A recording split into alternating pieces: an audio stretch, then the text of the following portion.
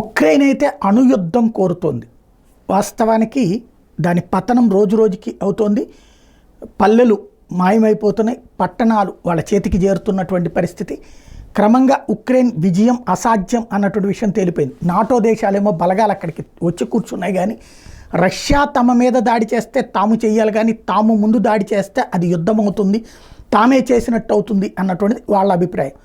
అదే సందర్భంలో ఇప్పుడు ఇంకొక వైపున ఐక్యరాజ్య సమితిలో వచ్చేటప్పటికి ఫ్రాన్స్ అధ్యక్షుడేమో రష్యాకి వ్యతిరేకంగా వ్యవహరిస్తే, జర్మనీ ఇతర దేశాలు యూరప్ దేశాలు వచ్చేటప్పటికి రష్యాకి అనుకూలంగా వ్యవహరించినటువంటి పరిస్థితి ఉంది. ఇలాంటి స్థితిలో ఏంటంటే అంతర్జాతీయంగా లెక్కల్లో చూస్తే ఆ రూట్లో ఉన్నటువంటి పరిస్థితి. యుద్ధం విషయంలో ఆ విధమైనటువంటి ఆలోచనలు ఉన్నాయి.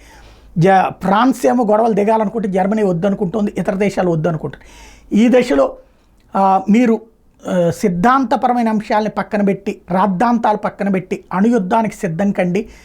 అన్ని నాటో దేశాలు తలచుకుంటే రష్యా పని అయిపోతుంది, రష్యా అంతు తేలిస్తే తప్పించి ప్రపంచానికి ప్రశాంతత రాదు అంటూ ఉక్రెయిన్ అధ్యక్షుడు జెలెన్స్కీ పిలుపునిస్తున్నాడు.